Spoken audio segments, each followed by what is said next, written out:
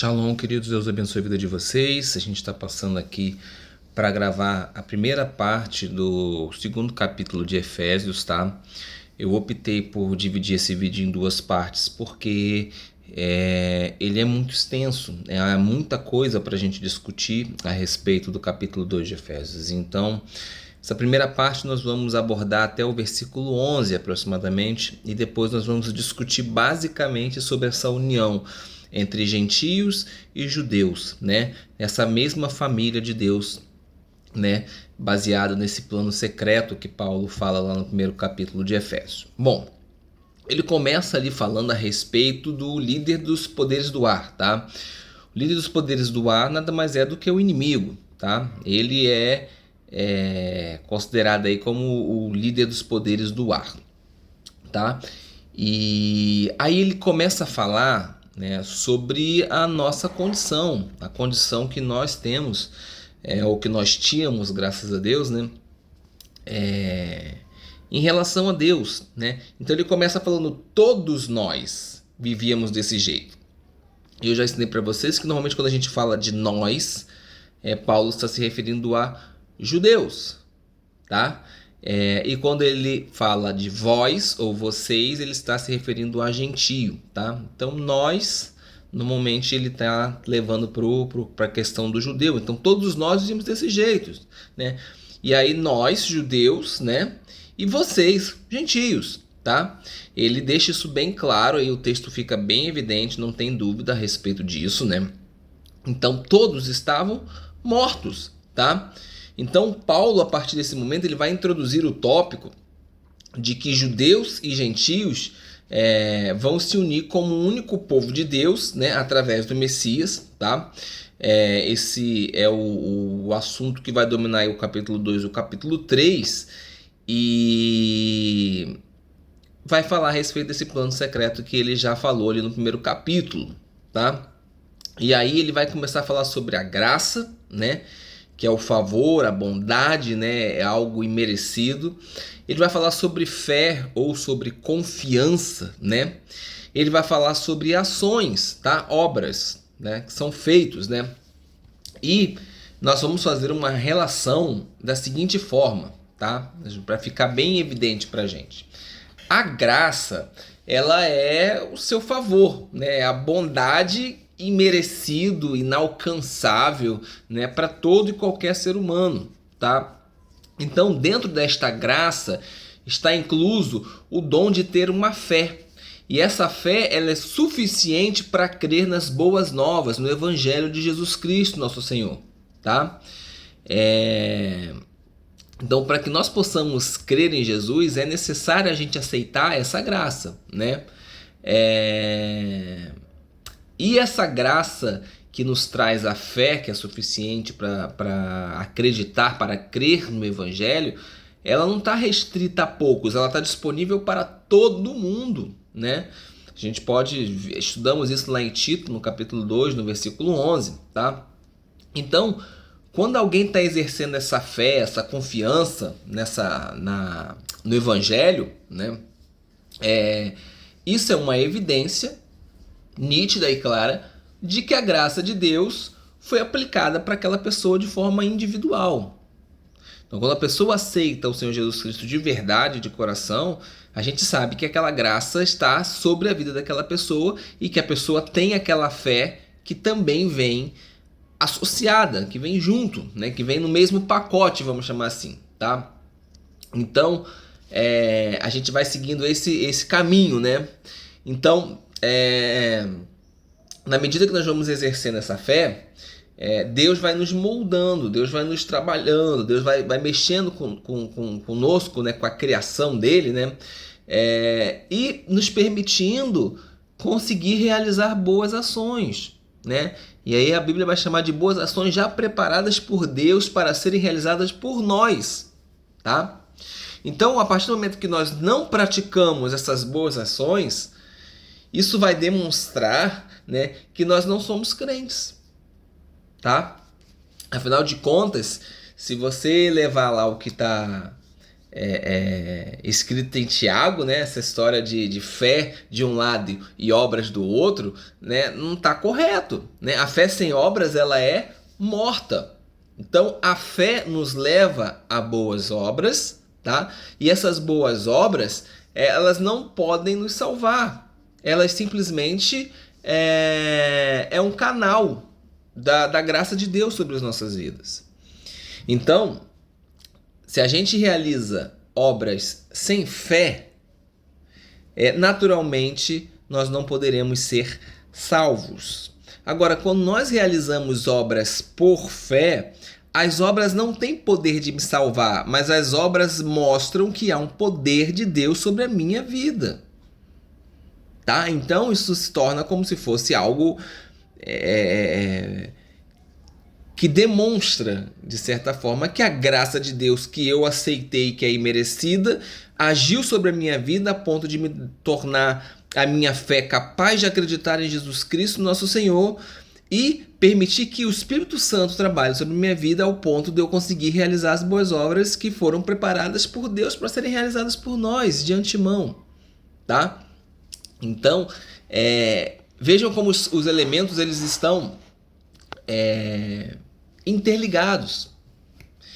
E é interessante que eu até brinco com o pessoal que nem os judeus que não acreditam em Jesus hoje acreditam que a obra pode salvar alguém, gente. Isso é coisa lá do primeiro século. Com certeza lá no primeiro século havia esse tipo de doutrina. As pessoas acreditavam muito nesse tipo de doutrina. Nós vemos esse tipo de doutrina muito fortemente na Igreja Católica na Idade Média, né? Que as pessoas compravam literalmente suas vagas no céu, compravam indulgências, né? Nós vemos esse tipo de conduta, mas esse tipo de conduta não para os dias de hoje, ele não é visível. Algumas igrejas ainda teimam com esse tipo de doutrina, mas essa doutrina ficou para trás até para aqueles que não creem em Jesus. Quanto mais deveriam estar para nós que cremos em Jesus Cristo, né? Então, eu separei aqui um texto, The Hebrew Christian, tá? O nome do livro, né? The Hebrew Christian, né? O cristão judeu, tá? Primavera de 1914. Isso aí tá na página 17, o que eu vou citar, né? Que deixa bem claro para a gente, não vou citar todo porque é bem extenso, mas né, ele cita, por exemplo, Isaías 64. Isaías 64 diz assim, ó, todos os nossos atos de justiça são como trapos imundos, né? Então, por mais que a gente queira fazer as coisas de qualquer jeito, boas, achando que ela tem algum poder, algo que poderia transformar a visão de Deus sobre as nossas vidas, a Bíblia deixa bem claro pra gente que os nossos atos de justiça são como trapo imundo. As obras que nós realizamos na fé, com fé, ela é diferente. Ela tem poder de nos salvar? Não, ela tem poder de mostrar que você está andando num caminho de fé. Só. É simples, tá?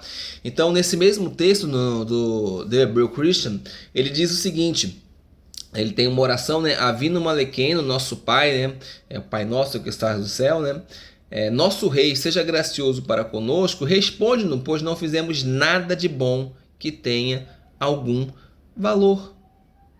Então, essa confusão que existe entre obras e salvação é uma coisa que ficou lá no primeiro século, né? E que precisa ser entendida pela ótica da Bíblia. E Efésios, no capítulo 2, eu acho que deixa isso muito evidente para a gente. Nenhuma obra que você possa realizar é capaz de te recompensar no quesito salvação. Ah, mas eu beneficiei, eu fiz uma boa obra ali, doei alimentos e ajudei alguma pessoa. Sim, outras pessoas foram beneficiadas, mas isso não vai fazer com que você seja salvo, né? Mas a partir do momento que ela brota da fé de Deus, né? Que basicamente é confiar no seu Filho Jesus ao ponto de entregar a sua vida, né? Como ele fez, você estará fazendo sim uma obra que é agradável a Deus. Então, por exemplo, lá em João, no capítulo 6, tinha uma multidão ali na Galileia, né? E aí alguns perguntaram para Jesus, o que a gente tem que fazer para realizar as obras de Deus? né? E aí Jesus vai responder, né? Isso é obra de Deus. A obra de Deus é confiar naquele que ele enviou, né? Lá em João capítulo 6. Então esta é a obra de Deus. Crer em Jesus Cristo nosso Senhor. Aceitar esta graça que foi dada, como o próprio nome diz, de graça para você. E deixar o Espírito Santo moldar a sua vida para que as suas obras sejam obras baseadas na sua fé. Que essas obras possam mostrar que você está no caminho certo, mas não dizer que simplesmente você será salvo porque você pratica aquilo. Tá bom? E aí o versículo 9, né? Vocês não foram libertados por suas ações, portanto não tem do que se gloriar. Então não são só as obras que fizeram você se gloriar, né? Paulo, por exemplo, lá em Romanos no capítulo 3, ele vai falar assim: portanto, que espaço é deixado para a vanglória? E ele mesmo responde: nenhum. Nenhum. Né? Eu gosto muito de um texto que está em 1 Coríntios, no capítulo 1, que diz assim, ó, se nós devemos nos gloriar, né? Se você quer se gloriar, glorie-se em Adonai, glorie-se em Deus. Isso é uma citação lá de Jeremias, no capítulo 9, versículo 23 ou 24, dependendo da sua versão bíblica. Amém? Então, queridos, que isso fique bem claro. As obras são importantes, elas mostram que você tem fé, mas elas não têm poder de te salvar. Mas elas mostram que você está no caminho certo. E se você é crente e não pratica boas obras, você tem que desconfiar. Desconfie se realmente você recebeu desta graça. Às vezes, e isso é muito comum nos dias de hoje, você aceita algo de forma emocional. Ou então você aceita de forma intelectual. Mas aceitar Jesus, ela corresponde não só a receber de forma intelectual, não só a receber de forma emocional. Ela precisa ser recebida de forma plena, em plenitude. É o encontrar com Deus ao ponto de entregar a sua vida por completo, e não por pedaços, e não por parte. E essa é uma grande dificuldade nos dias de hoje. Amém?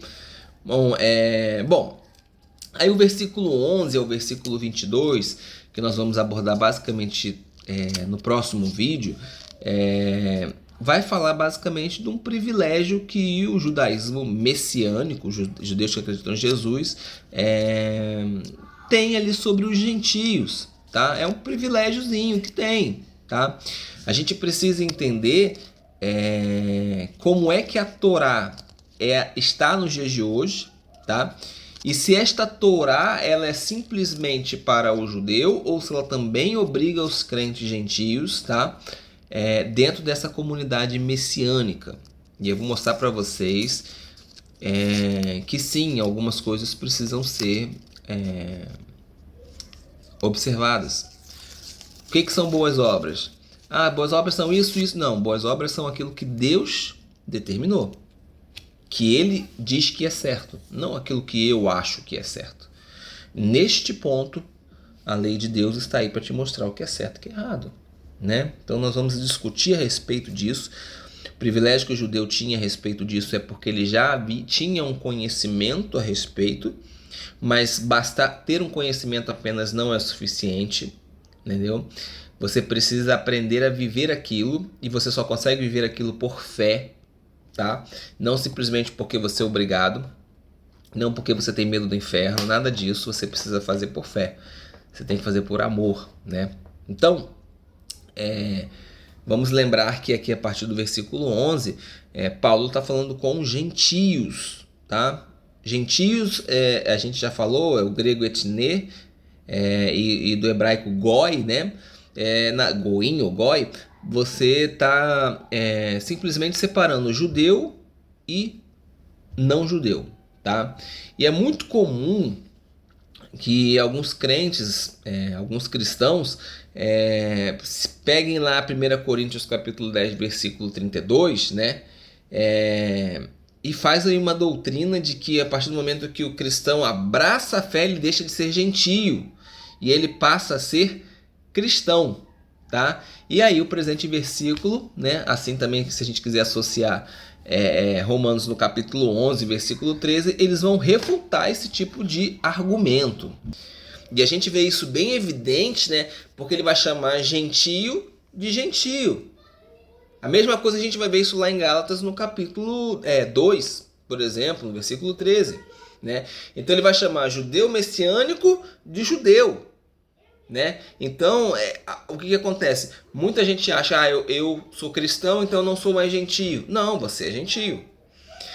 Eu sou judeu, aceitei Jesus, então eu não sou mais judeu, sou cristão. Não, você é judeu. Não há diferenciação, não há necessidade de se fazer esse tipo de separação, tá? Então Paulo vai ensinar aqui 2 fatos acerca do gentio. O primeiro fato que ele vai mostrar pra gente é que ele fala: vocês são gentios por nascimento. Então, assim, vocês são gentios pela carne, tá? Então, não adianta você passou a crer no evangelho, você não deixa de ser gentio. Apesar de que no judaísmo, quando você aceita se circuncidar, você se torna um prosélito e teoricamente você deixa de ser gentio, tá? Mas Paulo deixa bem claro que presente, vocês são gentios por nascimento. E existe uma diferença espiritual entre judeu e gentio? Sim, existe, porque Deus escolheu tratar com cada um deles de forma diferente, tá? Houve uma diferenciação, tá? Depois da Torre de Babel, quando aconteceu a separação lá em Gênesis no capítulo 11, o judeu foi tratado de uma forma, o gentio foi tratado de uma outra forma. Mas Deus nunca quis isso foi consequência. A gente precisa aprender que quando você vai tomar uma decisão, se você decide tomar água, você tomou água, o seu rim agradece. Há uma consequência. Se você não toma água, há uma consequência ruim, seu rim vai sofrer. Então, quando nós vamos tomar decisões, nós precisamos aprender que existem essas situações. Então, quando Deus teve que optar por separar as línguas, ele teve que, como consequência, obrigatoriamente, separação das famílias na Terra. Tá? Então, apesar de ter essa diferença espiritual, não no sentido de que a gente não consiga se conectar a Deus diferente do judeu, não é nada disso, tá? Não leve por esse lado, é só pela forma como foi conduzida toda a situação. Havia uma separação ali por dogmas, tá? Havia uma separação ali, existia mesmo lá no templo um muro, tá? Esse muro existia, esse muro fazia separação. O gentio que acreditava no Deus de Israel não podia ultrapassar ali. Então havia uma diferenciação espiritual, né, nesse sentido. Tá? Agora, Paulo deixa bem claro para a gente que isso, a partir de Cristo Jesus, essas diferenças passam a ser inatas. Tá? Todos pecaram. Tá? Todos não são capazes de merecer qualquer tipo de louvor que venha da parte de Deus. Então não existe aí... Paulo deixa bem claro, olha, tanto o judeu quanto o gentio, apesar de ter tido essa diferença na condução espiritual, nenhum de vocês dois merecem nada, né? Todos vocês pecaram, tá? Então, era muito comum que os judaizantes, né, os judeus ali que queriam judaizar de qualquer coisa, de qualquer jeito o cristão, eles chamavam ali os gentios de incircunciso, né? Aí Paulo fala, né? Chamados incircuncisão por aqueles que por meio de uma operação na carne são chamados circuncisão. Então não há motivo para menosprezar se você é judeu ou se você é gentio. Não há diferença nessa questão, tá? Então não há motivo para vanglória. Tá? Então, através do Messias, né, acabou, teoricamente, pelo menos deveria ter acabado qualquer possibilidade de uma comparação perversa a respeito de se você é circunciso ou se você não é circunciso. Então, que a gente possa deixar disso. Você não precisa se tornar judeu. Juliano, mas você fala muito de Israel, você fala sobre judaísmo. Não, mas eu não quero que você se torne judeu não, amigo. Eu quero que você viva uma vida plena. Eu quero que você aprenda da palavra de Deus e que o Espírito Santo possa moldar a sua vida. É isso que eu quero. Então, para a gente terminar esse vídeo e se preparar para o próximo vídeo, a continuação, no versículo 12 a gente vai falar, né? Vocês, gentios, vocês estavam naquele tempo, no estado anterior, mortos por causa dos seus pecados.